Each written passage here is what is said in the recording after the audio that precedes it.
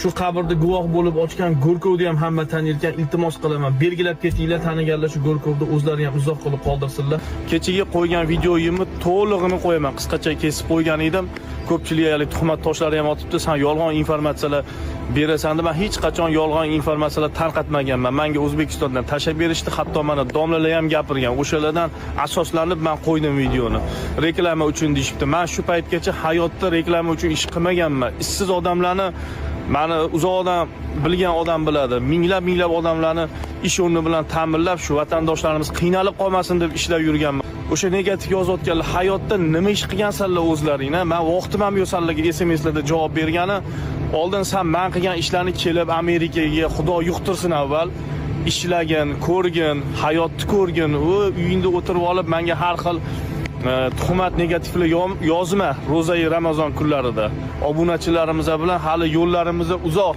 Kelajak tomonga qarab birgalikda yuramiz, Xudo xolisa. Ish oldingi jumada o'zi aytib beramiz dedik, vaqt bo'lmaganligi uchun bu jumaga surildi.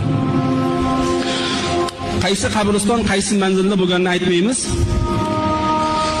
Biz huzurimizga oldingi jumada bir kishi keldida bir narsani ming hijolat bilan ko'rinishlardan ham o'zi masalalar yaxshi emas ekan, bir qabristonda Go'rkov bo'lishlar ekanlar.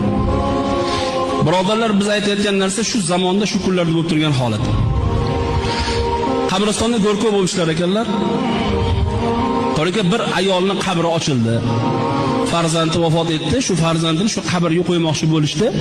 Menga kelib shu qabrni ochib bering. Onamlarni, mana shu onalarni qabriga qo'yaman deb aytdilar. Xo'p dedimda, qabrni ko'lab ochib qarasamki, tandirni qabrning ichi xuddi tandirga olov yoqilganda qanday kul bo'lib ketadi, qarang. Xuddi shunday bo'lib turibdi. Qabrga tushib, ko'lab bo'lib, shuni taftini issiqligini bilib turdim badanimda dedilar. Hozir shu kunda o'tirgan holat. Tandirni yoqsangiz, ichi kuyib, qorayib, tushib kul, qabri ichi kul deydi. Shundan tutsam oyog'im kulga tushdi deyapti.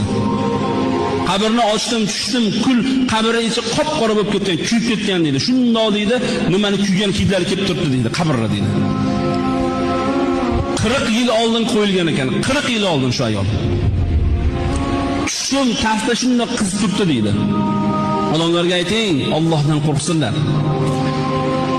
Bildik, bu ayol davlat ishida katta rahbar bir lavozimda ishlab, odamlarning musibatida qolgan ayol ekan. Ya'ni odamlarga ko'p zulm qilgan ayol ekan. Bildik. Birodarlar, odamlarga zulm qilayotganlar, odamlarga o'zini zulmi bilan hukmini o'tkazishga harakat qilayotganlar, Allohdan qo'rqinglar endi.